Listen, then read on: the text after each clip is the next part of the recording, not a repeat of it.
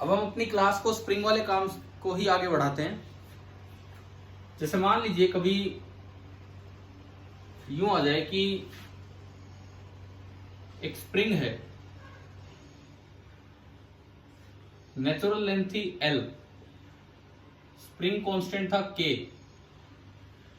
This is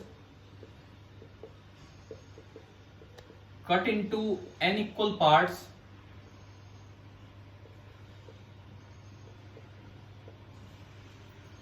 this is cut into n equal parts, और फिर उस एक पार्ट से एक ब्लॉक अटैच कर दिया m मास का। आपको बताना है फाइंड द, हाँ जी, क्या विजिबल है ना, सब कुछ clearly? Find the extension in spring when the block is in equilibrium. बताइए, इसका जवाब दीजिए।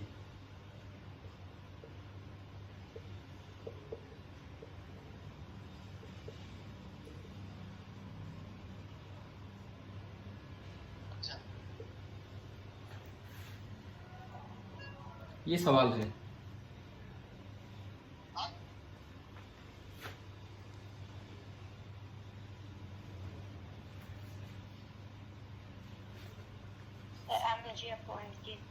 mg अपॉन के ना, ये तो फिर वही कल वाला ही क्वेश्चन हो गया, कल भी करवाए थे, उसमें तो कट ही नहीं किया था हमने। mg अपॉन के तो होता विदाउट कट किए आप इसको यूं कनेक्ट करते। मैंने क्या कहा है कि एक पार्ट उठाया उनमें से, one part, n equal parts करके एक पार्ट उठाया और उससे कनेक्ट किया। अगर मैं पूरी स्प्रिंग को कनेक्ट करता तब आंसर आता है mg अपॉन के। अभी बताओ। हाँ, अब देखते हैं। जब आप इसके n टुकड़े कर दोगे तो यूं बताओ एक पार्ट की लेंथ कितनी होगी। अगर टोटल लेंथ L थी तो एक पार्ट की जो नेचुरल लेंथ है वो कितनी हो जाएगी, L अपॉन n। और कल ही हमने पढ़ा कि K इनवर्सली प्रोपोर्शनल होता है नेचुरल लेंथ के। तो अगर ये n टाइम्स कम हो गई है तो K जो है वो n टाइम्स बढ़ जाएगा, यानी कि इस एक पार्ट का जो K होगा वो K नहीं होगा बल्कि कितना होगा, NK। ठीक है। और अब इक्विलिब्रियम में मान लो एक्सटेंशन x हो गया, इक्विलिब्रियम में एक्सटेंशन x हो गया, जो भी इसकी नेचुरल लेंथ थी, नेचुरल लेंथ तो थी L/n, उसमें x एक्सटेंशन हुआ, तो इक्विलिब्रियम मतलब नेट फोर्स 0, mg नीचे kx ऊपर, that equilibrium mg is equal to kx नहीं, k की जगह है nk, तो nk इंटू x ऊपर, तो mg is equal to nk into x, और यहां से x आपका आ गया mg अपॉन nk। बताओ ये समझ में आया कि नहीं आया यहां तक? यस। ठीक है। अब दूसरी बात, एक क्वेश्चन हम लेते हैं कि जैसे इस पॉइंट को लेके कि कट करने के जस्ट बाद स्प्रिंग फोर्स चेंज नहीं होता, स्ट्रिंग फोर्स चेंज हो जाता है इस चीज पे। सपोज एक अरेंजमेंट आपको दिया गया है, एक रस्सी है, रोप, इनएक्सटेंसिबल रोप, उसके साथ एक ब्लॉक अटैच है जिसका मास है m, और उसके साथ एक स्प्रिंग है और यहां एक और मास m अटैच है, and system is in equilibrium. ये जो भी आपको सिस्टम दिया गया है, ये पूरा सिस्टम इक्विलिब्रियम में दिया गया है इस तरह से। अब आपको और ये दे दिया कि स्प्रिंग का स्प्रिंग कांस्टेंट है K, ये हमें दिया गया है कि स्प्रिंग का स्प्रिंग कांस्टेंट K है। फर्स्ट पार्ट, पहला पार्ट आप ये बताओ कि find extension in spring. Second part, find tension in string. अभी और भी पार्ट आगे चलेंगे, लेकिन अभी कैंची का इस्तेमाल नहीं किया है, कट करने से पहले के दो पार्ट्स हम देख रहे हैं। हाँ जी, बताइए क्या होगा।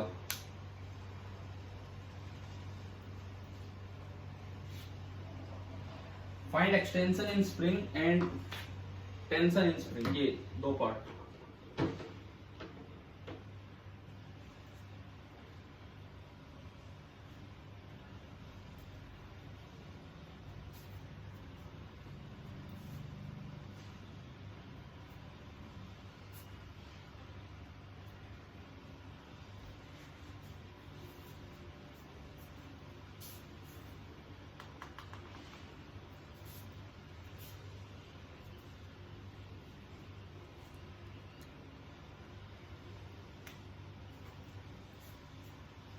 कर रहे हैं आप, ट्राई कर रहे हैं? Yes, sir.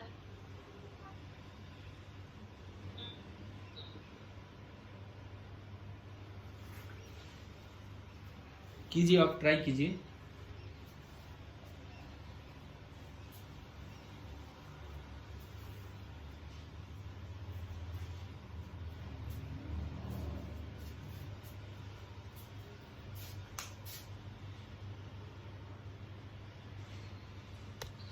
आपकी वीडियो प्लीज हो।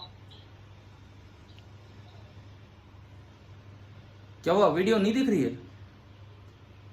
दिख रही है सर। तो दिख रही है। देखो, first part find extension in spring, तो उसके लिए मैं बनाऊं एफबीडी ऑफ लोअर ब्लॉक। अगर आपको स्प्रिंग में एक्सटेंशन निकालनी है तो जो नीचे वाला ब्लॉक है इसका फ्री बॉडी डायग्राम बनाया है। बनवाओ जी, इस पे कौन कौन सा फोर्स लग रहा होगा बताओ। सर नीचे mg। नीचे तो mg, और स्प्रिंग कुछ खिंचगी होगी, स्प्रिंग की लेंथ होगी L प्लस एक्स, तो ऊपर क्या लगेगा इस पे, K इंटू एक्स, और ये रेस्ट पे है एक्सेलरेशन 0, सॉरी। तो आप ये बताओ, फोर्स बैलेंस करें तो आ गया extension in the spring, kx is equal to mg, और यहां से x कितना आया, mg बाई k। ये तो आपका हो गया फर्स्ट पार्ट। सेकंड पार्ट करवाओ। Find tension in the string.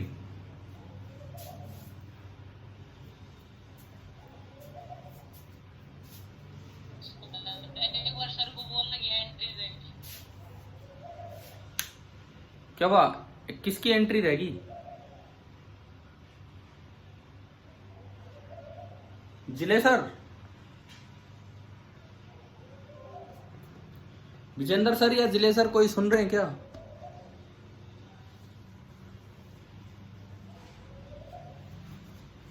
Entry हो जाएगी वो सर, आपको देखेंगे तो एंट्री हो जाएगी। इस पे आए आप इधर।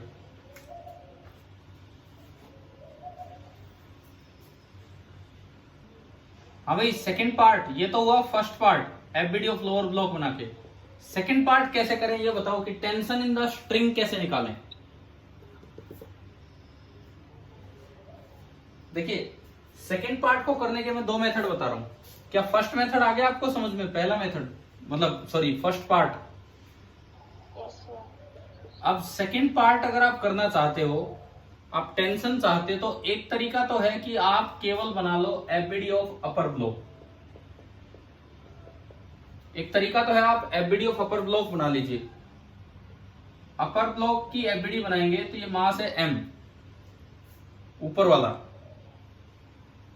इस पे बताओ कौन कौन से फोर्स लग रहे होंगे इस m पे। एक तो वेट mg, और बताइए आगे।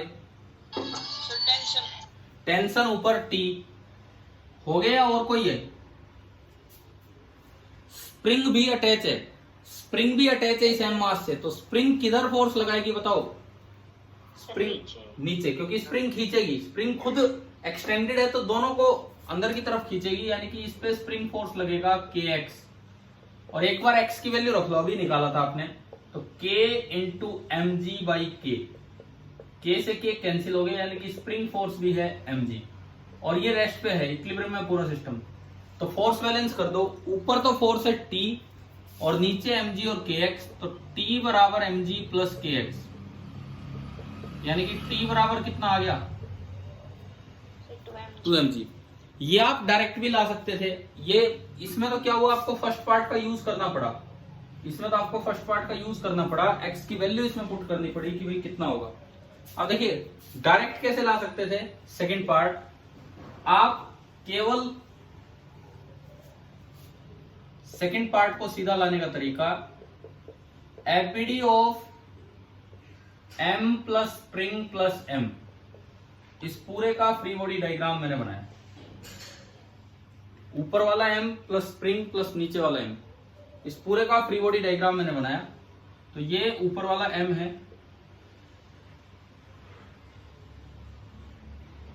ये इसके नीचे स्प्रिंग है, और ये दूसरा m। अब अगर मैं इसका एपीडी देखूं तो पूरे का वेट बताओ कितना है। पूरे का वेट, स्प्रिंग मासलेस होती है, पूरा मास 2m, तो इस पूरे सिस्टम का वेट नीचे कितना हो गया 2mg। स्प्रिंग फोर्स एक इंटरनल फोर्स है। इंटरनल फोर्स कभी भी फ्री बॉडी डायग्राम में नहीं दिखाई जाएगी, क्योंकि आपने इसको सिस्टम बना दिया तो ये इंटरनल फोर्स हो गया। इसके अलावा बाहर से ऊपर एक टेंशन लग रही है T, तो यहां फोर्स हुआ T, और पूरा सिस्टम रेस्ट पे है। तो एक बार में आंसर आ रहा है आगे direct, T is equal to 2mg। अभी बताओ क्या ये क्वेश्चन यहां तक क्लियर है कि नहीं? यस। ठीक है, तो हमारे दो आंसर यह है कि एक्सटेंशन इन स्प्रिंग आया x mgy के इक्विलिब्रियम में, और टेंशन इन स्प्रिंग निकल के आ गई ट्वाइस ऑफ mg। अब मैं आगे बढ़ता हूं।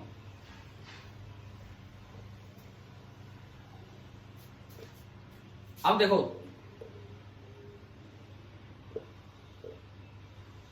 तीसरा पार्ट,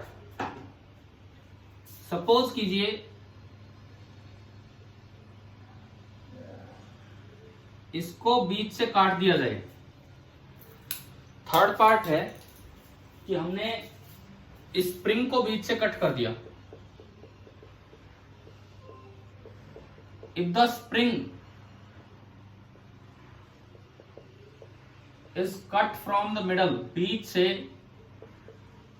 बिल्कुल बीच से हमने स्प्रिंग को कट किया, then find the accelerations of both the blocks just after cutting।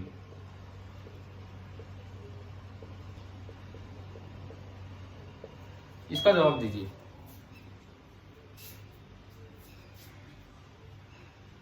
मैंने स्प्रिंग को मिडल से कट कर दिया, तो दोनों ब्लॉक्स की एक्सेलरेशन जस्ट आफ्टर कटिंग क्या होगी ये आपको बताना है।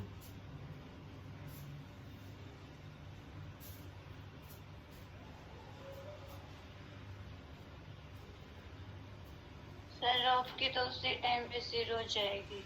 देखो स्प्रिंग वाली। देखो, क्या स्प्रिंग फोर्स पे कोई फर्क पड़ता है क्या जस्ट आफ्टर कटिंग? कोई भी फर्क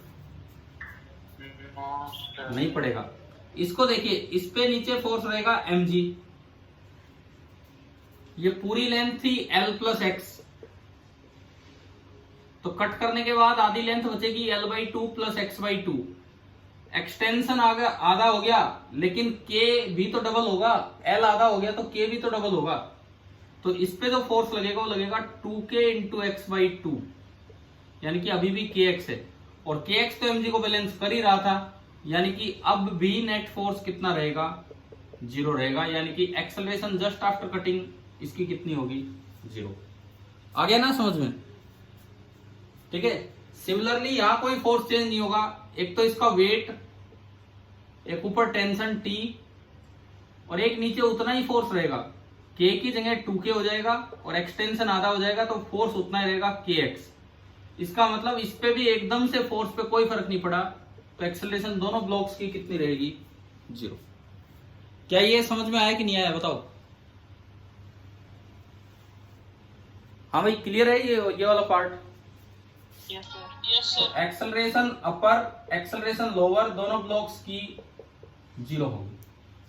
अब मैं चलता हूं फोर्थ पार्ट पे। फोर्थ पार्ट इसी क्वेश्चन का,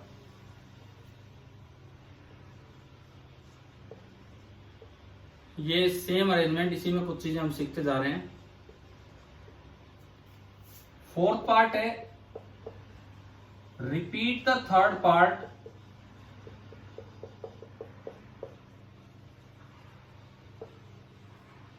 by cutting the string.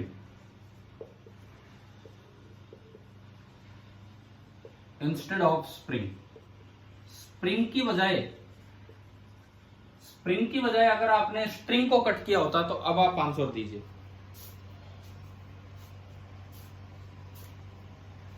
Sir ऊपर वाले की तो 0 ही रहेगी। ऊपर वाले की 0 रहेगी, ऊपर वाले की, और नीचे वाले की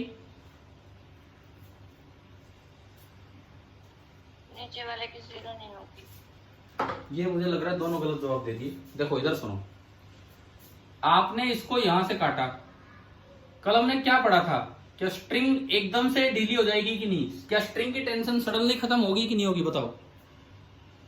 यस सर। ठीक है, एक बार कट करने से पहले का फोर्स डायग्राम देखिए, फ्री बॉडी डायग्राम। एक तो इस पे वेट लग रहा था mg, एक स्प्रिंग का फोर्स लग रहा था kx, वो भी mg ही था, हम देख चुके थे। इस पे देखें तो नीचे वेट लग रहा था mg और एक स्प्रिंग का फोर्स लग रहा था kx, वो mg था जो हम देख चुके थे। आपने स्ट्रिंग को तो छेड़ा ही नहीं, इसको स्प्रिंग को तो कट किया ही नहीं, तो ये तो जैसा है वैसा है। ये टेंशन थी 2mg, और कट करने से पहले ये भी रेस्ट पे था, ये भी रेस्ट पे था। रस्सी कट करते बताओ कौन सा फोर्स सडनली खत्म हो गया, कौन सा force?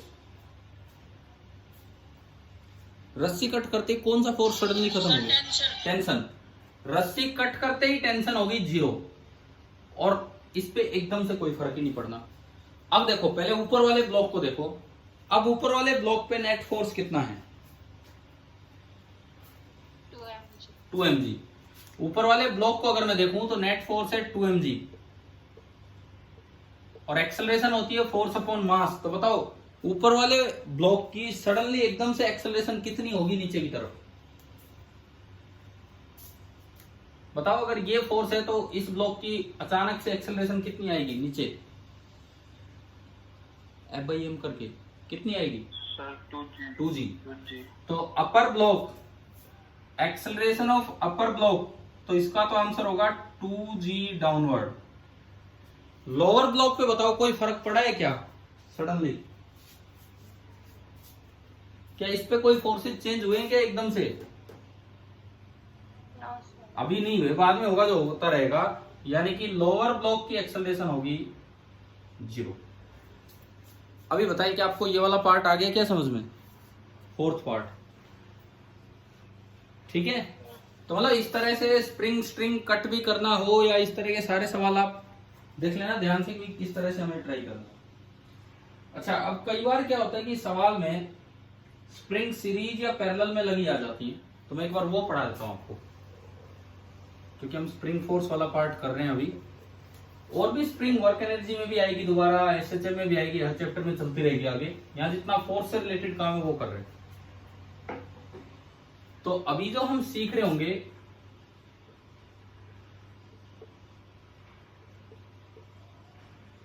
that is the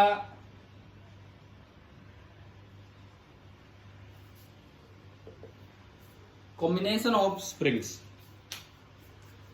combination of spring, ये हम सीख रहे होंगे। मैं एक पहला बताऊं, सीरीज कॉम्बिनेशन, एंड देन हम पढ़ेंगे पैरेलल। ये रजिस्टर्स में पढ़े हैं नाम आपने 10th में, रजिस्टर में series combination, parallel combination, yes वही उसी तरह का ही कॉम्बिनेशन है सारा। जैसे हम रजिस्टर्स में पढ़ते थे सेम उसी टाइप का कॉम्बिनेशन होगा। सीरीज कॉम्बिनेशन का क्या मतलब आप समझते हैं? जैसे मान लो ये एक ब्लॉक रखा हुआ है m मास का, एक स्प्रिंग तो ये लगा दी, नेचुरल लेंथ l मान लेता हूं, दूसरी स्प्रिंग उसकी भी नेचुरल लेंथ l है, लेकिन दोनों का मटेरियल अलग अलग है। मतलब इसका स्प्रिंग कांस्टेंट है K1 और इसका स्प्रिंग कांस्टेंट है K2, और अभी मास m रेस्ट पे रखा हुआ है, मतलब दोनों स्प्रिंग अपनी नेचुरल लेंथ में है।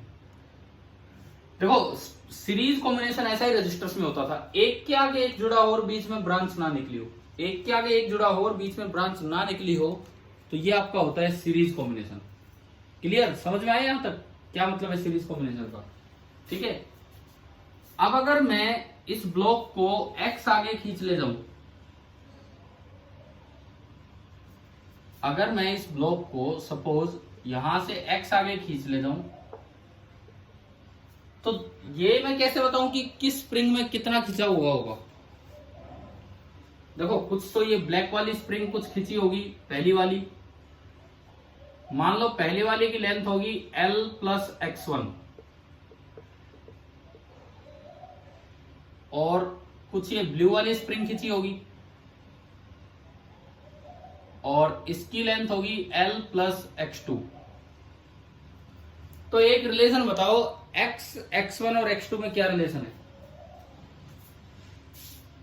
ये पूरी लेंथ है 2L plus x1 plus x2, ये पूरी लेंथ है 2L, और ये है x। तो बताओ क्या रिलेशन दिख रहा है आपको x, x1 और x2 में?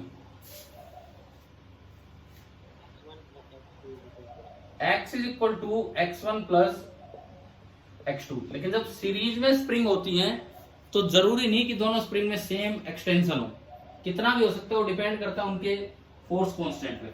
अच्छा हम पढ़ रहे हैं केवल आइडियल स्प्रिंग, हम केवल और केवल आइडियल स्प्रिंग पढ़ रहे हैं। आप ये ध्यान रखना कि जब भी सीरीज स्प्रिंग में होंगी तो एक्सटेंशन अलग अलग हो सकता है, वो के पे डिपेंड कर रहा होता है। ठीक है। अब मैं क्या चाहता हूं, मैं एक इक्विवेलेंट स्प्रिंग का फॉर्मूला चाहता हूं। जैसे रजिस्टर जब सीरीज में होते हैं तो आर इक्विवेलेंट पढ़ा होगा आपने 10th में, R1 प्लस R2 पढ़ते हैं ना आप ऐसा? ठीक है। तो हम ये चाह रहे हैं कि हम ये चाहते हैं कि अगर इसकी बजाय इन दो की बजाय, अगर इन दो की बजाय मैं एक सिंगल सीरीज लगा दूं, सिंगल स्प्रिंग लगा दूं, मैंने एक तीसरी स्प्रिंग लगा दी जिसकी नेचुरल लेंथ थी 2L, जितनी इन दोनों की लेंथ थी, जिसकी नेचुरल लेंथ थी 2L, और अगर मैं उसको x एक्सटेंड कर दूं तो वो भी इस ब्लॉक पे इतना ही फोर्स लगाए जितना कि फिलहाल इस ब्लॉक पे लग रहा है। इन दोनों का कॉम्बिनेशन मिला के इस ब्लॉक पे जो फोर्स लगा रहे हैं, असल में लगाया तो ब्लू वाले ने होगा, ये फोर्स और ये फोर्स अगर सेम हो x एक्सटेंशन देने पे, तो ये जो स्प्रिंग है नीचे वाली, ये उसकी इक्विवेलेंट स्प्रिंग होगी, और इसके k को हम बोल देते हैं k इक्विवेलेंट, इसके k को हम बोल देंगे k इक्विवेलेंट। अगर x एक्सटेंशन देने पे यहां इन दोनों की वजह से इस पे F फोर्स लगा, तो एक अकेली स्प्रिंग उसको भी अगर आप x एक्सटेंशन दे और वो भी F फोर्स लगा दे, तो वो उसकी इक्विवेलेंट स्प्रिंग होगी। पहले तो ये बताओ क्या ये डायग्राम यहां तक समझ में आ गया कि नहीं आया? यस। ठीक है। अब देखो, क्योंकि स्प्रिंग मासलेस है, मासलेस चीजें चाहे एक्सेलरेट करे या ना करे उन पे नेट फोर्स 0 होता है। क्यों होता है बताओ?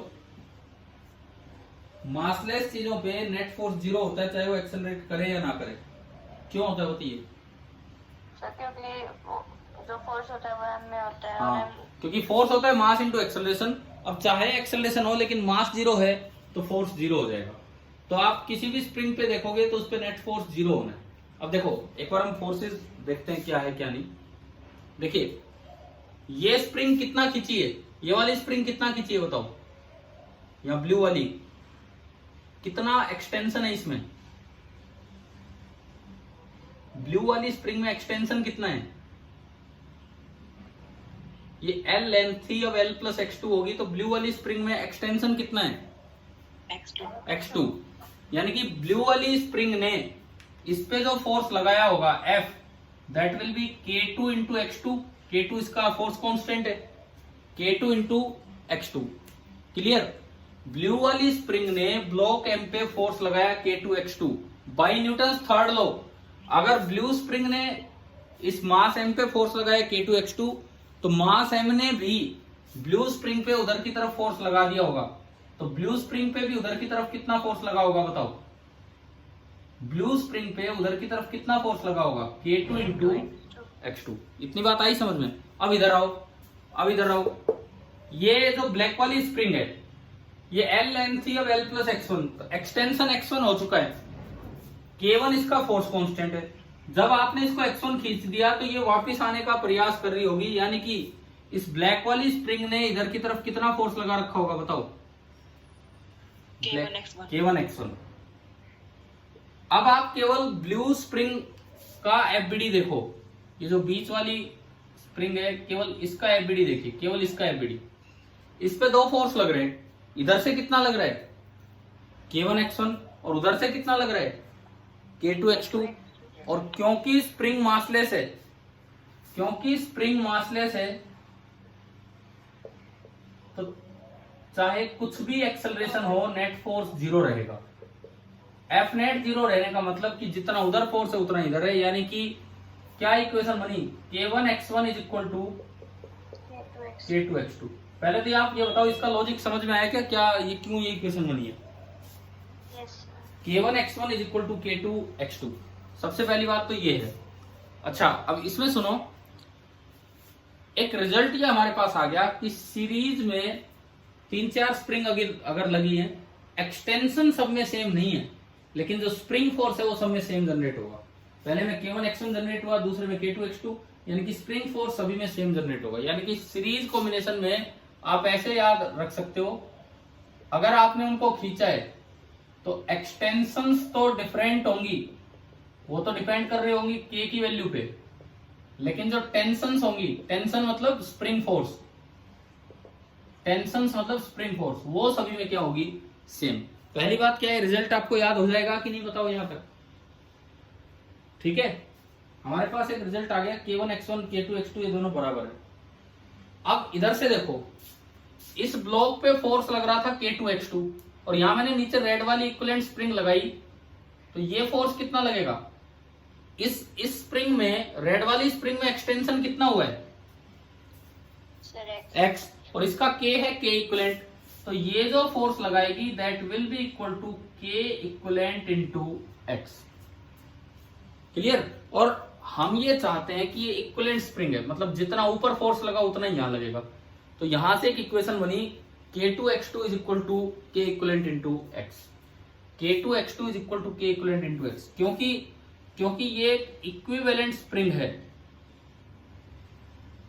क्योंकि ये एक इक्विवेलेंट स्प्रिंग है, तो इस वजह से दोनों पे फोर्स बराबर होना चाहिए। So K2 x2 is equal to K equivalent into x। अभी बताओ, ये आ गया पार्ट यहां तक समझ में? ठीक है, अब देखिए, ये बराबर होने का रीजन अलग था, स्प्रिंग मासलेस है, ये बराबर होने का रीजन अलग है, ये इसका इक्विवेलेंट डायग्राम है। तो इससे मैं लिख सकता हूं कि ये तीनों बराबर है, मतलब K1 x1 is equal to K2 x2 is equal to K equivalent into x। एक इक्वेशन तो ये है, और एक इसके नीचे लिखी हुई है x is equal to x1 plus x2। मुझे यहां से K इक्विवेलेंट का फॉर्मूला चाहिए, इनको एलिमिनेट करके, किनको? x1 x2 और x को एलिमिनेट करके K इक्विवेलेंट का फॉर्मूला चाहिए। बताओ इन दो इक्वेशन से K इक्विवेलेंट कैसे आएगा? देखो, ये जो भी है ये सारे F के बराबर है, तो आप इसको F के बराबर लिख दो। अब देखिए K इक्विवेलेंट कैसे निकलेगा, उसका तरीका सुनो। K1 x1 बराबर F, K2 x2 बराबर F, K equivalent into x बराबर F। इन तीनों से x1 x2 और x3 की वैल्यू बताओ क्या क्या आ रही है। इसको इससे इक्वेट करके बताओ x1 कितना आ रहा है, बताओ x1 कितना आ रहा है? x1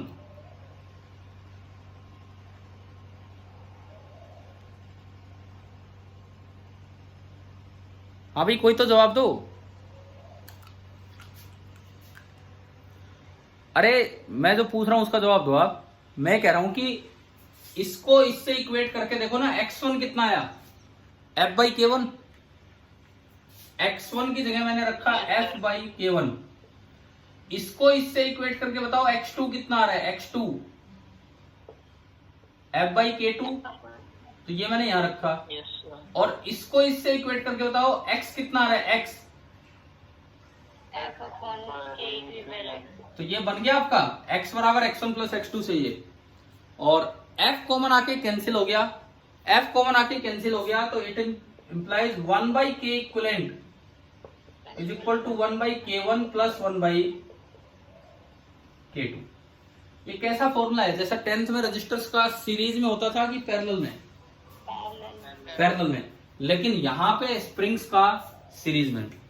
मैं एक बार एक सवाल पूछ रहा हूँ, मैं बार बार बोल रहा था जैसे रेड स्प्रिंग, ब्लू स्प्रिंग, क्या आपको कलर विजिबल हैं? चलो फिर तो ठीक है, अगर कलर दिखते हैं तो। देखिए अब ये स्प्रिंग का सीरीज कॉम्बिनेशन का इक्विवेलेंट फॉर्मूला आ गया, तो सीरीज का रिजल्ट ये आया, एक्सटेंशन डिफरेंट होंगे लेकिन टेंशन सेम होगा, हर स्प्रिंग में फोर्स सेम होगा। अब मुझे ये बताओ कि ये जो के इक्विवेलेंट आया है, ये जो वैल्यू आई के इक्विवेलेंट की, ये छोटे से भी छोटा है कि बड़े से बड़ा है? मतलब एक तो जो सबसे छोटा हो K1 K2 में उससे भी छोटा आ गया हो, एक जो सबसे बड़ा है उससे बड़ा आ गया, या बीच का होगा? सबसे छोटा। कैसे ये कैसे आप प्रूव करोगे ये चीज? 10th में तो किया होगा ना यार, रेजिस्टेंस सीरीज में होता है R equivalent R1 plus R2, तो बड़े से भी बड़ा आता है, पैरेलल में लेते हो तो छोटे से भी छोटा आता है, किया होगा शायद ये वाला पार्ट। ऐसे ही मुझे ये प्रूव करके बताओ, यूं नहीं कि बस प्रूव करके बताओ कि कैसे ये के इक्विवेलेंट जो सबसे छोटा है उससे भी छोटा आ गया, ये हम कैसे प्रूव करें? सर जब इनका एलसीएम लेंगे तो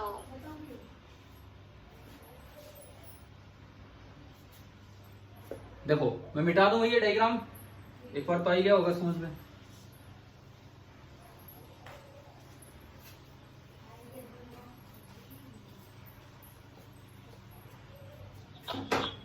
देखिए आपका फॉर्मूला है 1/k इक्विवेलेंट, आप कुछ भी कितने भी मान लो, 1/k1 प्लस 1/k2 में कहता हूं n स्प्रिंग्स पैरेलल में लगी हैं, n स्प्रिंग सीरीज में, पैरेलल में नहीं सीरीज में, मान लो n स्प्रिंग सीरीज में लगी। अब मुझे ये प्रूव करना है कि जो k इक्विवेलेंट होगा इन सब में जो सबसे छोटा है उससे भी छोटा होगा, k equivalent will be less than minimum of k1 k2 up to kn। ये मैंने क्या लिखा है, क्या ये समझ में आ गया आपको? क्या मतलब है इस तरह से लिखने का? जैसे आप 6 और 3 लो, मान लो K1 6 न्यूटन पर मीटर और K2 3 है, तो आप बताओ K इक्विवेलेंट कितना आएगा 6 और 3 से? एक बार करके बताओ, सिंप्लीफाई करके। 2। देखो 2 के लिए तो आप ऐसे भी याद रखा करो, 2 के लिए तो आप ऐसे भी याद रख सकते हो कि K इक्विवेलेंट होगा K1 K2 upon K1 plus K2, उल्टा पुल्टा करने की जरूरत नहीं है।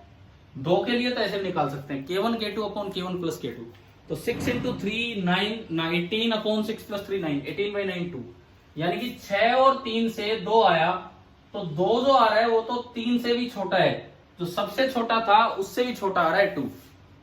अब ये मैथमेटिकली कैसे प्रूव करें ये चीज, ये आप कैसे प्रूव करेंगे मैथमेटिकली? ट्राई करेंगे 2 मिनट?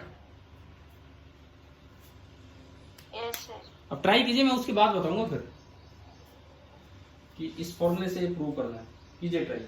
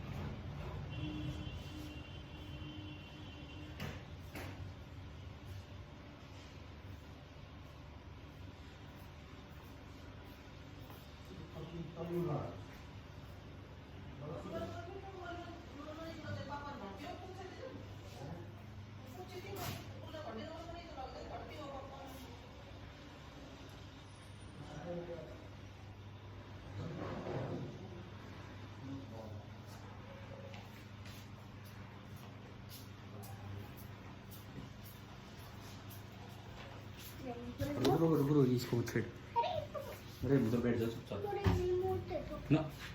हाँ जी हो गया, अरे खराब हो जाएंगे रिमोट नहीं बीच में। बताओ भाई प्रूव हुआ क्या? Yes sir. कैसे किया?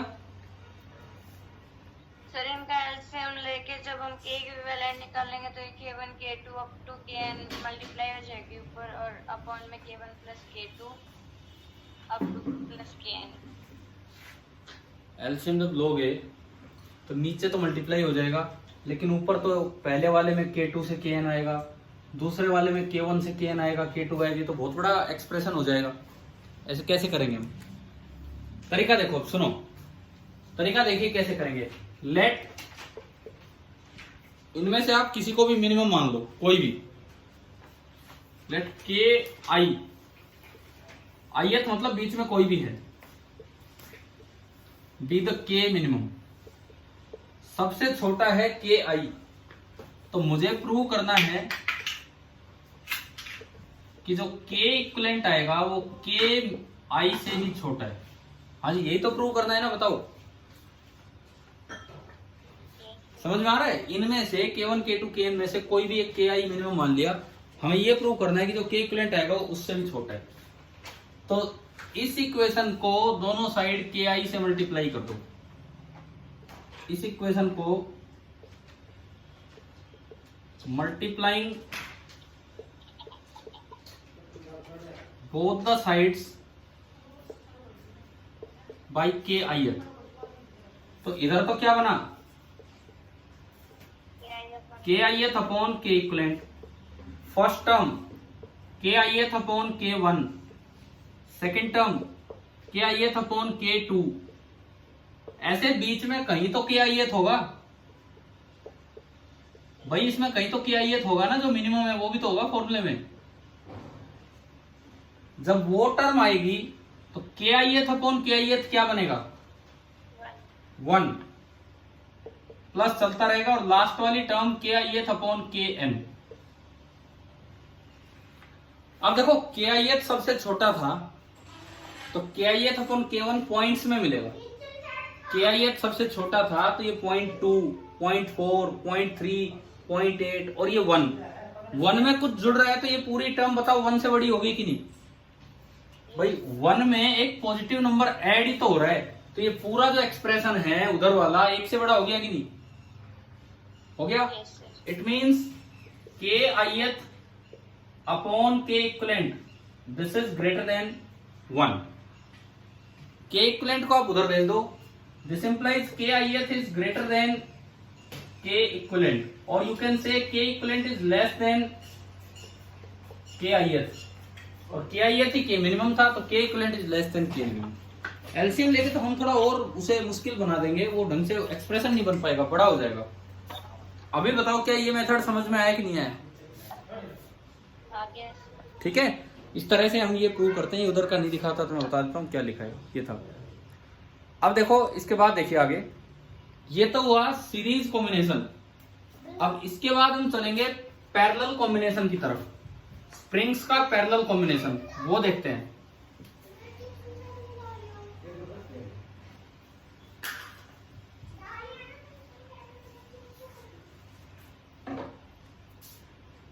नंबर सेकंड इज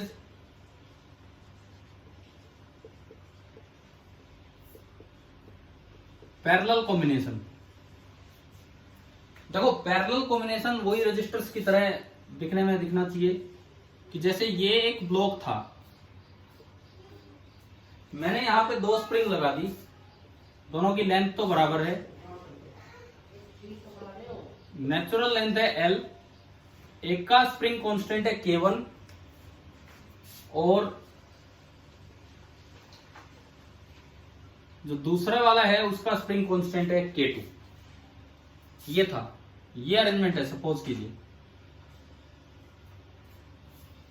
अब इसमें फिर से वही बात है, हमने इसको x आगे एक्सटेंड किया,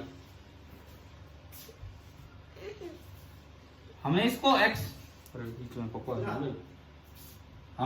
x आगे एक्सटेंड किया, यहां पे आ गया। तो यूं बताओ क्या दोनों स्प्रिंग्स में बराबर एक्सटेंशन हुआ होगा या अलग अलग हुआ होगा? बताओ,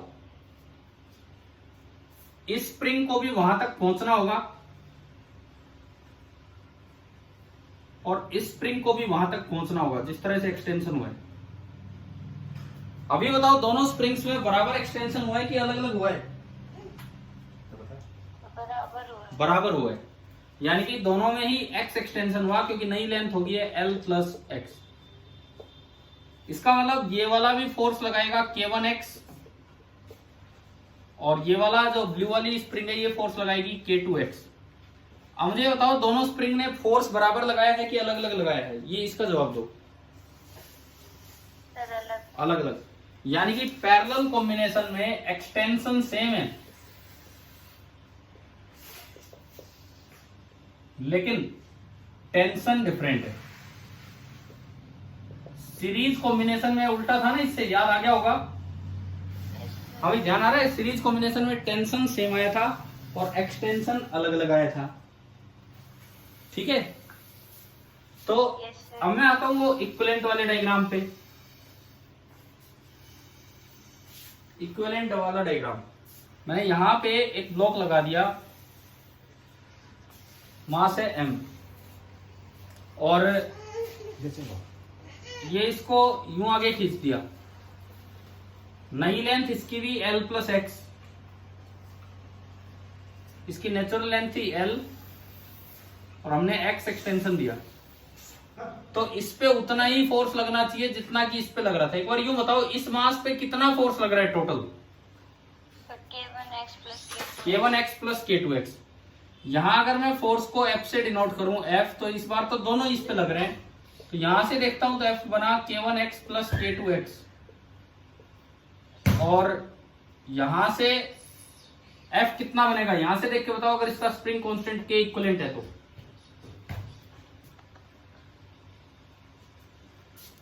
हाँ जी बोलो भाई, जवाब दो।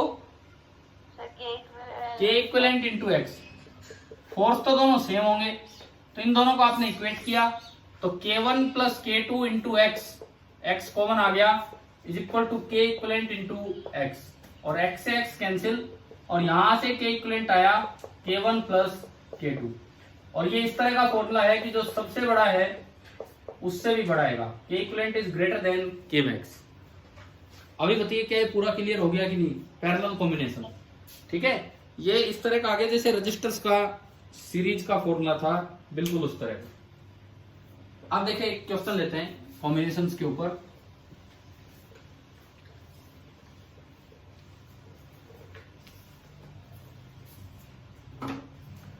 एक स्प्रिंग हमें दी गई थी,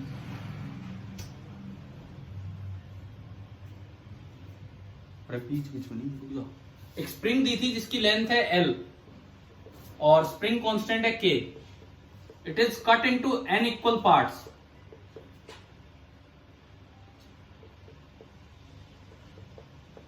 it is cut into n equal parts. उसके बाद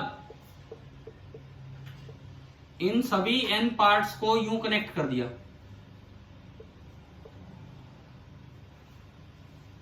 These are all n parts, और उसके साथ एक ब्लॉक अटैच कर दिया m मास का। Find extension in each part, find extension in each part when the block is in equilibrium।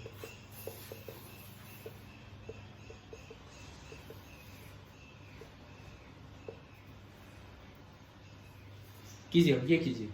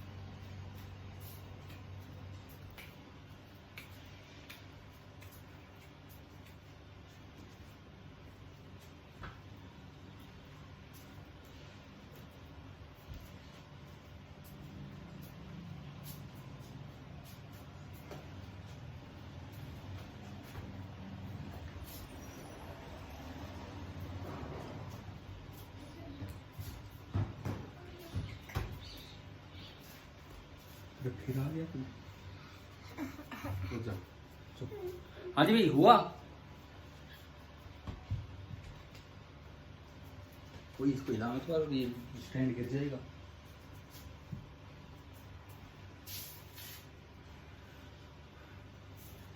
बताओ कुछ आंसर आ रहा है, कुछ पहुंच रहे हो आप आगे?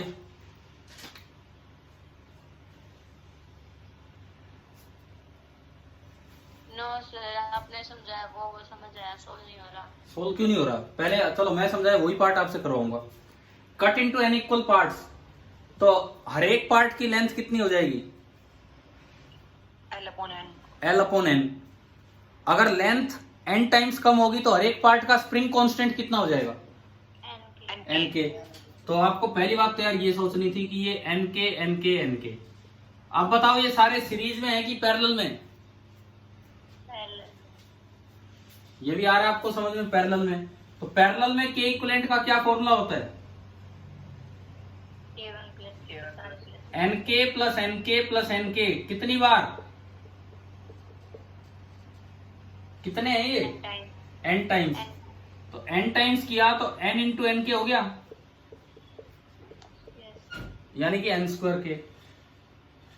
अब इस पूरे कॉम्बिनेशन को रिप्लेस कर दो एक स्प्रिंग से। अब बताओ आंसर क्या आएगा?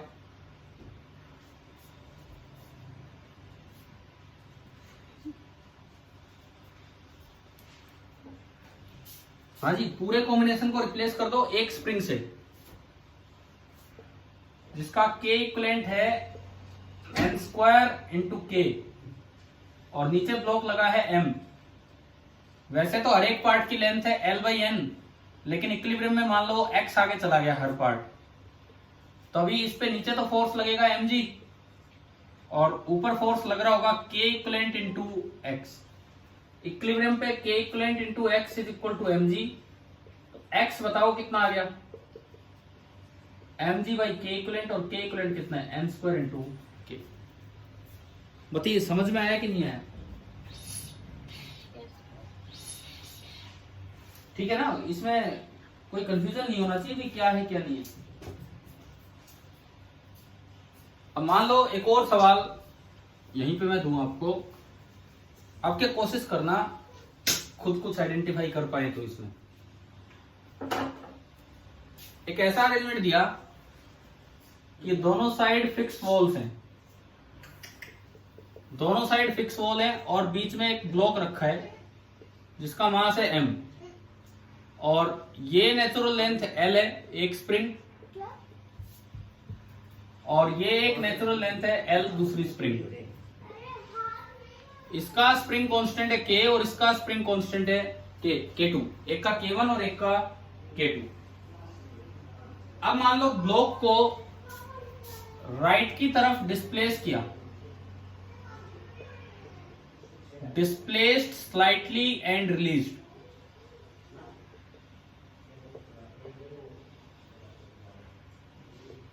ये काम हुआ है, थोड़ा उधर की तरफ डिस्प्लेस करके छोड़ दिया।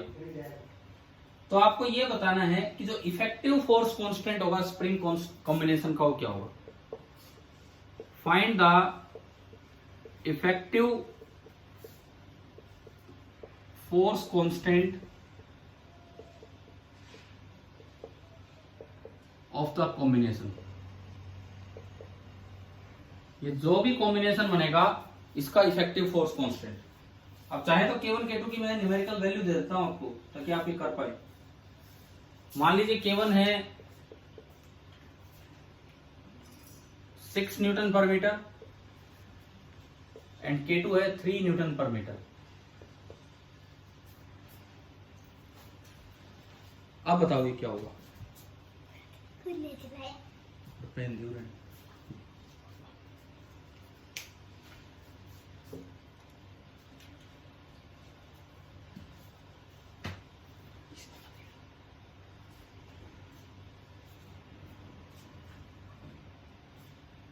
आप एक बार तो पहले ये बताओ दोनों सीरीज में है कि पैरेलल में, क्योंकि आंसर तो उससे डायरेक्ट आएगा।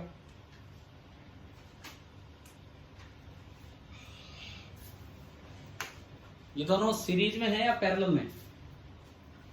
सर अरेंज करेंगे तो पैरेलल में बन जाएंगे। हाँ, आपको ये देखना है कि अगर मैं इसको थोड़ा डिस्प्लेस करूं, देखो कैसे देखना है कि ये सीरीज है कि पैरेलल है। सॉल्यूशन देखिए, ये डायग्राम था इसका, ये ब्लॉक अपनी मेन पोजीशन पे था। सपोज कीजिए मैंने इसको x इधर की तरफ चला दिया और ब्लॉक यहां आ गया, तब इस स्प्रिंग की लंबाई तो हो जाएगी L प्लस एक्स। ये लंबाई ये तो खिंच गई L प्लस एक्स, और जो दूसरी वाली स्प्रिंग है वो दब गई होगी L प्लस एक्स। सर आपका नेटवर्क स्लो है इधर। क्यों धीरे धीरे आ रहा है? सर नेटवर्क स्लो है आपका। कैसे मतलब सर एकदम सही है। क्या हो गया? दिख नहीं रहा है या सुन नहीं रहा? क्या हो रहा है? कैसे स्लो हो रहा है?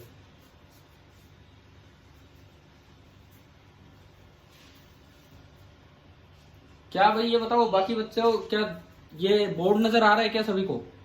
Yes sir. और आवाज भी सुन रही होगी ठीक ठाक? यस फिर सर। कैसे नेटवर्क स्लो है पता नहीं। देखो अब किसका फोन आ गया? देखिए भाई, अब इधर देखें, ये एक अरेंजमेंट हमने बनाया, ये L प्लस एक्स, वो L माइनस एक्स। बताओ ये जो पहली स्प्रिंग है K1 वाली वो इस पे फोर्स किधर लगाएगी? लेफ्ट की तरफ, राइट की तरफ? ये कुछ खींची, ये K1 वाली इस पे फोर्स किधर लगाएगी? लेफ्ट की तरफ, राइट की तरफ?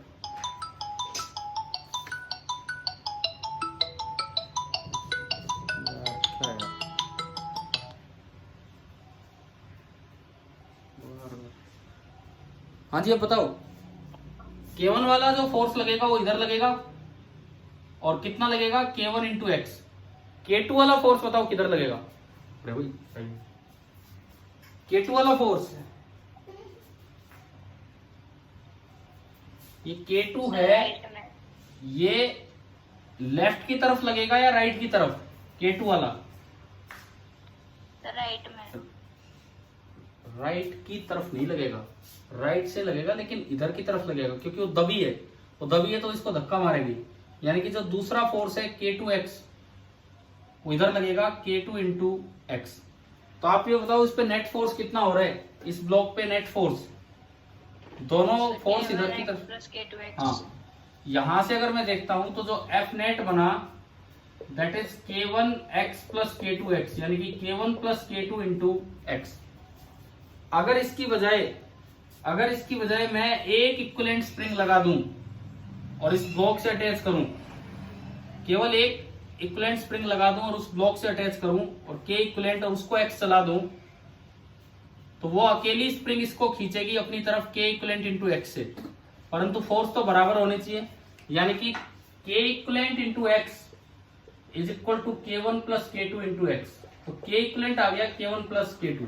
तो ये सीरीज की तरह बिहेव कर रही है कि पैरेलल की तरह? पैरेलल की तरह। तो ये बात याद रखना, अगर ऐसे हो ना कि स्प्रिंग का एक एंड ब्लॉक से अटैच है और दूसरा एंड चाहिए इधर हो, चाहिए उससे अपोजिट डायरेक्शन में, इधर होगा दूसरी स्प्रिंग का, जब भी हो दोनों पैरेलल में, अपोजिट डायरेक्शन में होगा तब भी हो दोनों पैरेलल में, लेकिन आपको इस तरीके से निकाल लेना है। पैरेलल सीरीज पे अगर कंफ्यूजन हो तो F नेट निकाल के और फिर एक रिप्लेस करके कर लेना। तो K इक्विवेलेंट देखो 6 और 3, तो इस क्वेश्चन में K इक्विवेलेंट आपका आ गया 9 न्यूटन पर मीटर। इस तरह से K इक्विवेलेंट निकलता। बताइए ये क्वेश्चन अभी क्लियर है? कॉम्बिनेशन आ गया समझ में? ठीक है। यस। अब अगला सवाल मेरा ये है कि अगर सीरीज में दो स्प्रिंग लगी हों, एक का स्प्रिंग कांस्टेंट कम है, मतलब फोर्स कांस्टेंट, एक का फोर्स कांस्टेंट ज्यादा है, सीरीज में लगी है दोनों स्प्रिंग, तो बताओ खींचने पे किस में एक्सटेंशन ज्यादा होगा और किस में एक्सटेंशन कम होगा?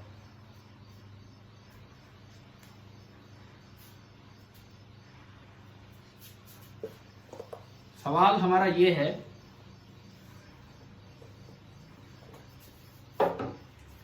कि दो स्प्रिंग्स हैं, क्वेश्चन ये है कि दो स्प्रिंग है, एक का spring constant K1 force constant, एक का फोर्स कांस्टेंट K2। अरे भाई जरा डिस्टर्ब मत कर भाई, रुक जा। और ये मास है, मैंने इसको खींचा आगे की तरफ। पैरेलल होता तो दोनों में सेम एक्सटेंशन होता, सीरीज में तो एक्सटेंशन अलग अलग होता है। तो आपको ये बताना है कि किस में एक्सटेंशन ज्यादा होगा और किस में कम होगा। मान लो K1 ज्यादा दिया है K2 से, बताओ कैसे देखें।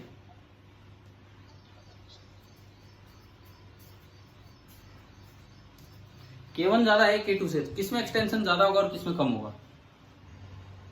K2 में ज्यादा होगा। हाँ, क्योंकि आपने पढ़ा था सीरीज में टेंशन सेम होती है। तो इक्वेशन क्या बनी थी? K1x1 is equal to K2x2 बनी थी आपकी ये वाली इक्वेशन। इसका मतलब ये है x1 by x2 is equal to K2 by K1। इसका मतलब x is inversely proportional to K in series. Inversely proportional to K का मतलब अगर K1 ज्यादा है तो x1 कम होगा। If K1 is greater than K2, this implies x1 is less than x2। अभी बताइए क्या ये कॉम्बिनेशंस वाले पार्ट आए ना समझ में स्प्रिंग के? Yes। ठीक है, देखते हैं, आगे बढ़ते हैं।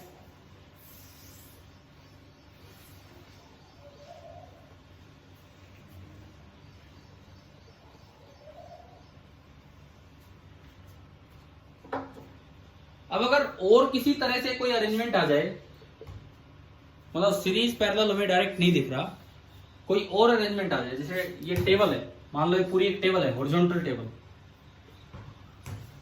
इस पे एक ब्लॉक रखा है, हॉरिजॉन्टल टेबल है, इस पे एक ब्लॉक रखा है, एक साइड ये एक स्प्रिंग लगी है नेचुरल लेंथ में, एक साइड ये एक स्प्रिंग लगी है नेचुरल लेंथ में, और तीसरी साइड इधर बिल्कुल बीच में।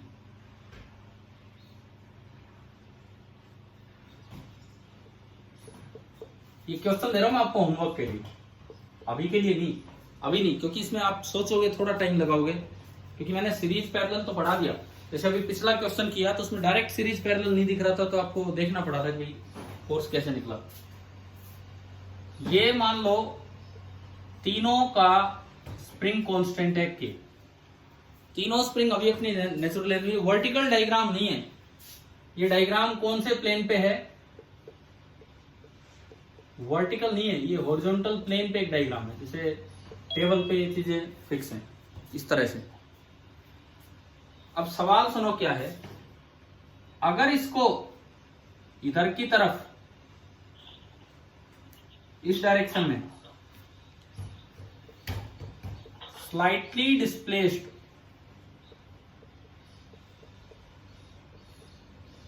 मान लो ब्लॉक को x अमाउंट से, x डिस्टेंस से थोड़ा सा डिस्प्लेस किया है, बहुत हल्का सा, एंड रिलीज्ड।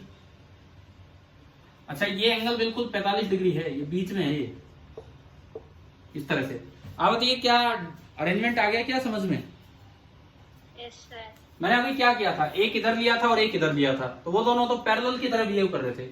अब मैंने तीन ले लिए, दो 90 डिग्री पे और एक इधर, और फिर कहा है कि इसको थोड़ा सा इसलिए बोलना पड़ता है, ज्यादा डिस्प्लेस करोगे तो वो kx वाला फॉर्मूला ही नहीं लग पाता है। तो स्लाइटली डिस्प्लेस्ड, x से डिस्प्लेस किया, x लेंथ से, एंड रिलीज। तो find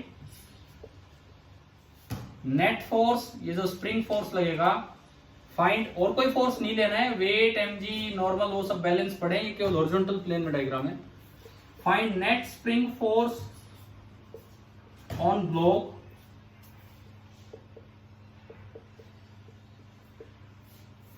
just after it is release. उसको रिलीज करने के जस्ट बाद आपको नेट फोर्स बताने, अभी नहीं, मैं आपको बात के लिए दे रहा हूं, ठीक है? करेंगे क्वेश्चन आज ट्राई? Yes sir। ठीक है, नोट तो करते हो ना आप यार साथ साथ? Yes sir। यस। जैसे मैंने उस दिन वो इनफाइनाइट पुली वाला दिया था, तो एक बात सुनो, एक बच्चे ने वो सही करके मुझे भेज दिया था, ये भी अगर आपसे हो तो आप मुझे जवाब सेंड कीजिए क्या है क्या नहीं। उस दिन किसने सही करके भेजा था वो जो उस दिन वाला सवाल तो था? मैंने नाम पूजा? सब पूछा। Yes. हाँ ठीक है, आपने बिल्कुल सही किया था। कल थे क्या आप क्लास में जब मैंने करवाया वो? No sir. हाँ मैं पूछ रहा था किसने भेजा, तो कोई जवाब नहीं दे पाए थे उस समय। हाँ तो कोई नहीं, तो आज कोशिश कीजिए इस सवाल का जवाब देने की। ये के और एक्स इधर, तो नेट फोर्स कितना होगा? और एक्स काफी स्मॉल है, जरा सा है एक्स, तभी जाके फॉर्मूले लग पाते हैं। चलिए अब आगे बढ़ते हैं। मैंने देखो पहले एक्सट्रूड मशीन करवाई, हम स्टेप बाय स्टेप आगे जा रहे हैं। एक्सट्रूड मशीन करवाई, आइडियल एक्सट्रूड मशीन, फिर उसमें इक्विवेलेंट का कॉन्सेप्ट सिखाया, फिर उसमें इनफाइनाइट पुली सिस्टम बनाया, फिर मास वाली रोप ली, उसके बाद हम स्प्रिंग वाले सिस्टम पे आए।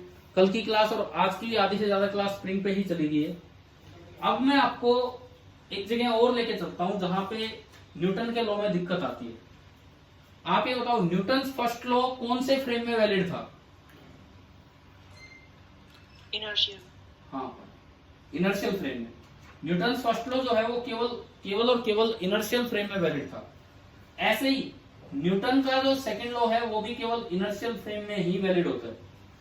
लेकिन न्यूटन का सेकंड लॉ तो बहुत इंपॉर्टेंट है, वो तो हमें ढंग से लगाना आना ही चाहिए। तो नॉन इनर्शियल फ्रेम में न्यूटन का सेकंड लॉ कैसे लगाया जाता है, अब हम वो सीखेंगे। Application of Newton's second law,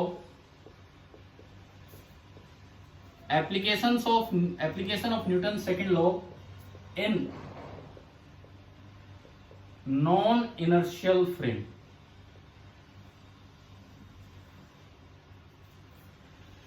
non inertial frame में न्यूटन सेकंड लॉ कैसे लगना है वो सीखना है हमें, क्योंकि वो एच तो वैलिड है नहीं। भाई न्यूटन का सेकंड लॉ ये कहता है कि कोई भी आपने सिस्टम माना, उस पे लगने वाले सारे एक्सटर्नल फोर्सेस का sum is equal to mass into acceleration होता है ना भाई, ये है। अब मुझे ये बताओ, एफ एक्सटर्नल फोर्स फ्रेम पे डिपेंड करता है कि नहीं करता है? ऑब्जर्वर पे फर्स्ट लॉ में सिखाई थी मैंने बात। एक फोर्स है, एक एक्सेलरेशन है, क्या फोर्स फ्रेम पे डिपेंड करता है? ऑब्जेक्ट पे कौन सा लग रहा है? नो। याद है, चलो अच्छी बात है। No dependence on frame.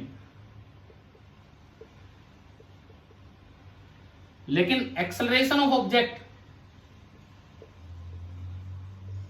ये डिपेंड करती है फ्रेम पे, dependent on frame.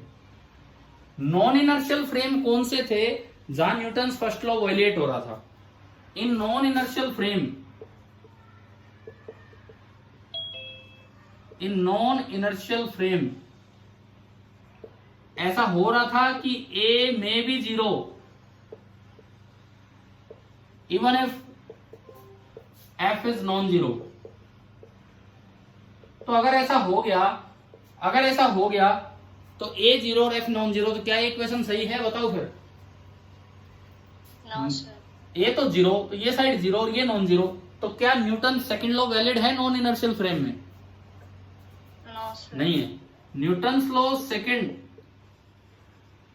also fails in non-inertial frame। First law तो फेल हो ही रहा था, उसी से तो फ्रेम डिसाइड हुआ था, सेकंड लॉ भी फेल हो रहा है।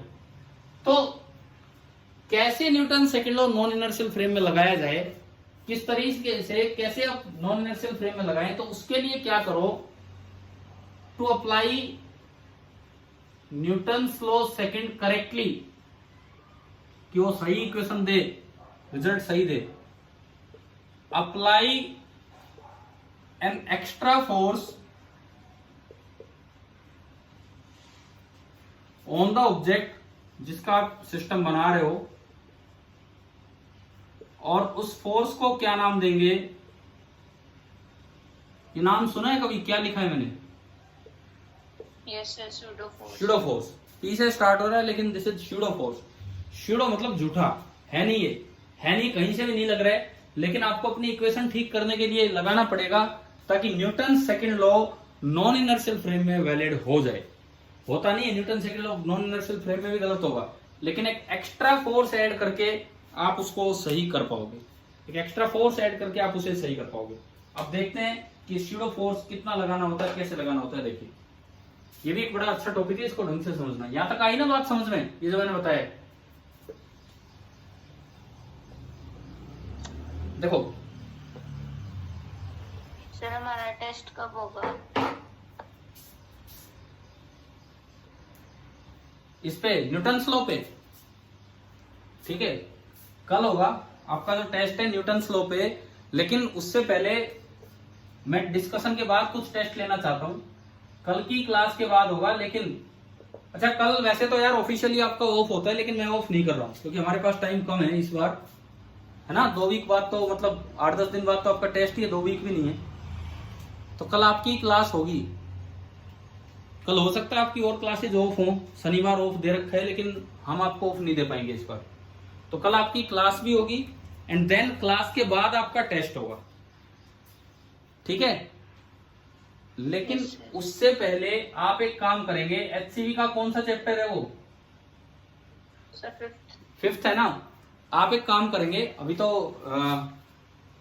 आप उसमें से 5th चैप्टर में ऑब्जेक्टिव नहीं कह रहा, पहले मैं कह रहा हूं एक्सरसाइजेस। कितने क्वेश्चन है एक्सरसाइज में? देखना एक बार बुक खोल के देखना कितने क्वेश्चन है।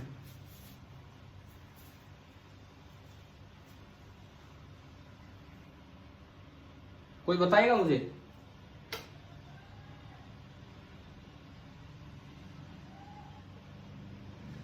अंदर वाले क्वेश्चन है लास्ट में, कहां तक जाके कितने क्वेश्चन है उसमें?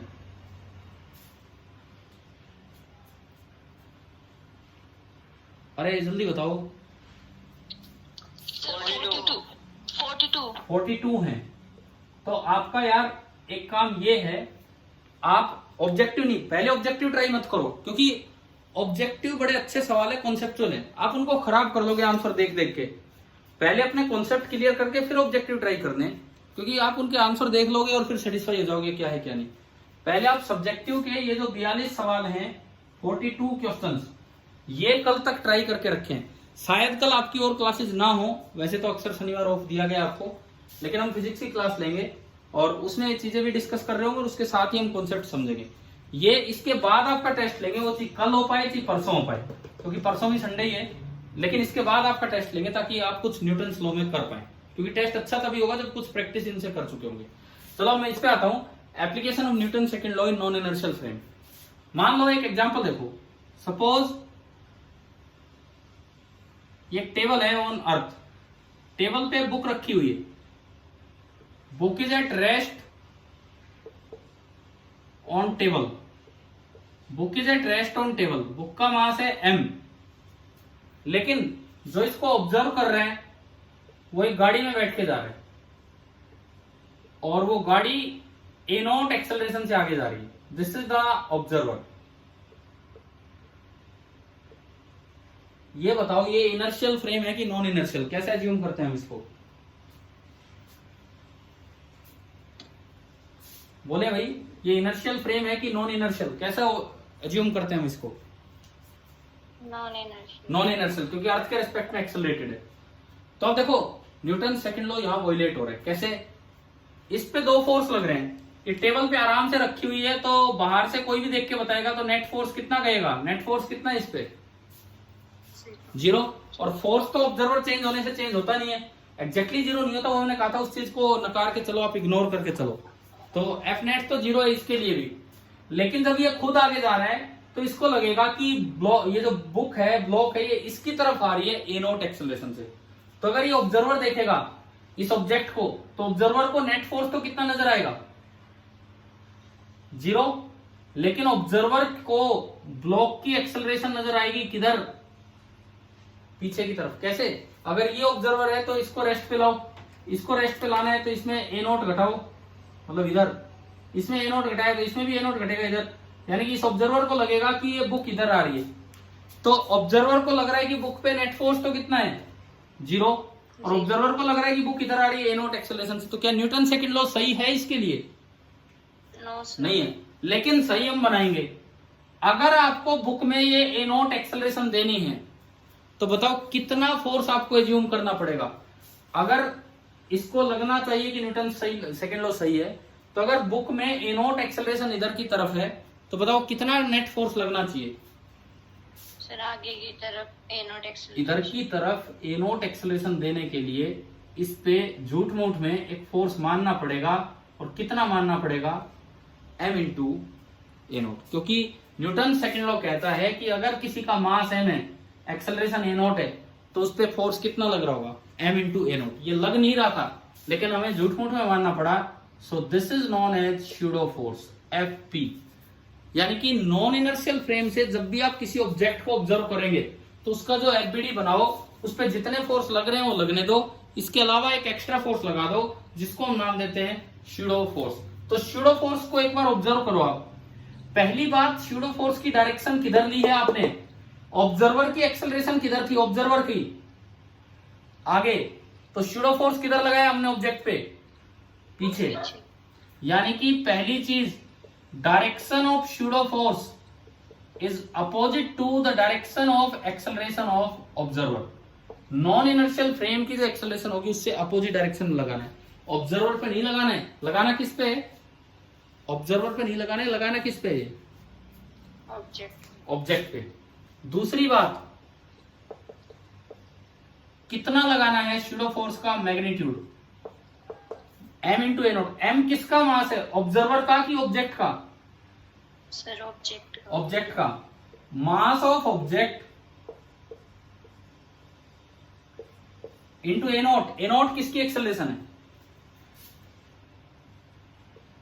ए नॉट ग्राउंड के रेस्पेक्ट में देखे तो किसकी एक्सेलरेशन थी? ऑब्जर्वर की। Acceleration of observer. तो जब भी नॉन इनर्शियल फ्रेम में न्यूटन सेकंड लॉ से सही रिजल्ट लाना चाह रहे हो, वैसे तो न्यूटन सेकंड लॉ वैलिड नहीं हो पाएगा, लेकिन अगर हम एक झूठा फोर्स लगा दें, स्यूडो फोर्स, किस तरफ लगाएं? जिधर ऑब्जर्वर की एक्सेलरेशन थी विद रिस्पेक्ट टू ग्राउंड, उससे अपोजिट डायरेक्शन में। और ऑब्जर्वर पे नहीं लगाना, ऑब्जेक्ट पे लगाना है। और कितना लगाएं? Mass of object into acceleration of observer. तो अपने आप वो भी रिजल्ट न्यूटन सेकंड लॉ के अकॉर्डिंग सही होता चलेगा। जैसे एक क्वेश्चन मैं इसमें करवाता हूं, स्यूडो फोर्स की एप्लीकेशन पे एक सवाल। देखिए, एक गाड़ी है,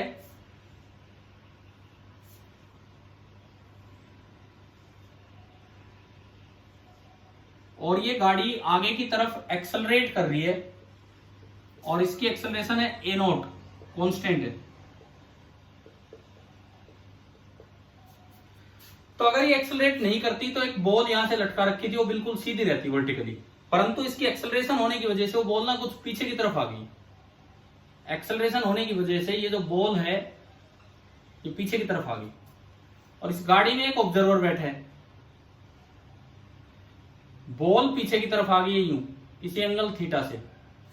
गाड़ी में ऑब्जर्वर बैठा है, रस्सी से बॉल बंधी है। इस बॉल का मास है m, स्मॉल m। बॉल का मास है स्मॉल m, ऑब्जर्वर का मास है कैपिटल M। और ये बॉल यहां आके रुक गई है। Ball is at rest with respect to car. Ground नहीं, ग्राउंड के रेस्पेक्ट में तो सब कुछ चल ही रहा है, कार के रेस्पेक्ट में ये बॉल रेस्ट पे आ चुकी है।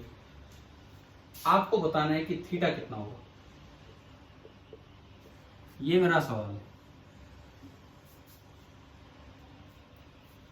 अब देखो, ये ऑब्जर्वर दिखा रखा है। ऑब्जर्वर बताओ इनर्शियल है कि नॉन इनर्शियल है? कैसा ऑब्जर्वर है? हाँ, ये गाड़ी के अंदर बैठा है, गाड़ी एक्सेलरेट कर रही है। ऑब्जर्वर इनर्शियल है कि नॉन इनर्शियल है? बताइए फटाफट। Non inertial. थोड़ा जल्दी बोलो बिकॉज टाइम कम है, आपका टाइम पूरा होने वाला है। मैं बस ये लास्ट क्वेश्चन ले रहा हूं। ऑब्जर्वर जो है दैट इज नॉन इनर्शियल। तो अगर मैं ऑब्जर्वर को देखूं तो ऑब्जर्वर का मास किसी काम का नहीं हमारे, पर ऑब्जर्वर ग्राउंड के रेस्पेक्ट में आगे जा रहा है, कितनी एक्सेलरेशन से? ए नॉट से। इस नॉन इनर्शियल फ्रेम में मैं बनाता हूं FBD of ball. Non inertial frame में मैं बनाता हूं एफबीडी ऑफ बॉल इस ऑब्जर्वर के रेस्पेक्ट में। ये बॉल है।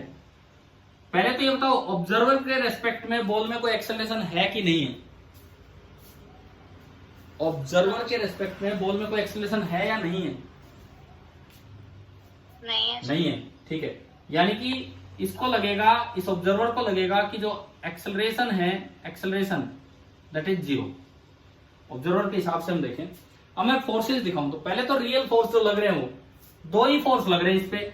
एक तो इसका वेट, स्मॉल m इसका मास है तो इसका वेट हो गया mg, और एक रस्सी का खिंचाव, टेंशन, जिसको हम बोले T। हाँ भाई बताओ, बस सारा एफबीडी बन गया, लेकिन नॉन इनर्शियल फ्रेम में गलत हो जाएगा। एक एक्स्ट्रा फोर्स लगा के ठीक करना पड़ेगा न्यूटन्स लॉ। कौन सा फोर्स? कौन सा फोर्स लगाएं इस बॉल पे? स्यूडो फोर्स, जिसके बारे में 2 बातें ये लिखी हैं। स्यूडो फोर्स ऑब्जेक्ट पे किधर लगाना है? जिधर ऑब्जर्वर की एक्सेलरेशन है उससे अपोजिट। ऑब्जर्वर की एक्सेलरेशन किधर है? आगे दिख रही है आपको? आगे। तो स्यूडो फोर्स किधर लगाएं? पीछे। नहीं तो गड़बड़ हो जाती सारी। कितना लगाएं? Mass of object, small m की कैपिटल M, ऑब्जेक्ट का मास, स्मॉल m, और एक्सेलरेशन ऑब्जेक्ट की तो 0 है, ऑब्जर्वर की लेनी है। ऑब्जर्वर की कितनी है? a0। चलो ये बन गया। अब आप क्या करो, टेंशन के टुकड़े कर दो फोर्स बैलेंस करने के लिए, और कुछ नहीं भाई। वर्टिकल के साथ इसने एंगल थीटा बनाया है, तो ये एंगल थीटा, तो ये भी थीटा, अल्टरनेट इंटीरियर एंगल। तो टेंशन का इधर कंपोनेंट बताओ, ये कितना बनेगा? ये वाला t cos theta, t cos theta, and आगे वाला कितना बनेगा? t sin theta. वर्टिकली भी फोर्स बैलेंस करनी है, हॉरिजॉन्टली भी फोर्स बैलेंस, क्योंकि एक्सेलरेशन 0 है। इस बॉल की एक्सेलरेशन 0 है, इसलिए हमें ये फोर्स बैलेंस करने होंगे। तो वर्टिकली बताओ क्या इक्वेशन बनेगी फोर्स बैलेंस से? t cos theta, t cos theta, हाँ t cos theta equal to mg लिख दो जाए, या फिर यूं लिखते हैं। अगर आपको proper Newton second law form में दिखाना है तो उसका तरीका ये है, एक एक्सिस को x एक्सिस मान लो, एक को y एक्सिस मान लो, x के लॉन्ग न्यूटन सेकंड लॉ लगाया, तो नेट फोर्स आगे वाला पॉजिटिव, पीछे वाला नेगेटिव। नेट फोर्स कितना बना बताओ x के long? t sine theta minus pseudo, ये तो नेट फोर्स हो गया, is equal to mass into acceleration. Acceleration कितनी है? 0। तो अलोंग x एक्सिस ये इक्वेशन बनेगी कि t sine theta is equal to fp, और fp जो है that is m into a0। Equation number 1। अब बताओ वर्टिकली क्या इक्वेशन बनेगी? Vertically t cos theta. हाँ, अगर मैं न्यूटन्स लॉ की फॉर्म में देखना चाहूं, न्यूटन्स लॉ वाली फॉर्म में, तो ये बनेगा t cos थीटा ऊपर है माइनस mg, ये तो net force is equal to mass into acceleration 0। तो इक्वेशन बन गई t cos theta is equal to mg। अब मुझे थीटा चाहिए, बस आखिरी स्टेप, आज की क्लास का आखिरी स्टेप, टेंशन गायब करो, थीटा लाओ। तो क्या करूं मैं? फर्स्ट से सेकंड को डिवाइड। अच्छा, अगर थीटा गायब करना होता, टेंशन लानी होती, तो आप स्क्वायर एंड ऐड करते। अगर थीटा गायब करना होता, टेंशन लानी होती, तो आप स्क्वायरिंग एंड एडिंग करते। स्क्वायर और ऐड करते तो टी स्क्वायर कॉमन आ जाता, sine square plus cos square 1 हो जाता, और उससे टी कैलकुलेट हो जाता। अगर आप स्क्वायर एंड ऐड करके निकालते तो टी आता m into under root of a square plus a naught square plus g square. ये आप देख लेना खुद। लेकिन अब मुझे डिवाइड करना है, तो t से t गया, sine theta upon cos theta क्या आ गया? टेन थीटा, और m से m भी गया, तो टेन थीटा बराबर ए नॉट बाई जी, और यहां से जो थीटा आया that is tan inverse of a not by g. चलो भाई, आज की क्लास बताओ समझ में आ गई कि नहीं पूरी क्लास? Yes sir. देखिए, इसमें हमने स्प्रिंग फोर्स भी काफी बढ़ा, और लास्ट में स्यूडो फोर्स वाली एप्लीकेशन भी हमने देख ली है। चलिए ठीक है, अब आप HCV और चैप्टर की एक्सरसाइज, मैंने फिर कहा ऑब्जेक्टिव बाद में, पहले एक्सरसाइज कीजिए 42 क्वेश्चंस। आपकी कल भी क्लास होगी, मैं बता दूंगा आपको टाइम क्या होगा, ठीक है? और टेस्ट इनके डिस्कशन के बाद होगा। Thank you.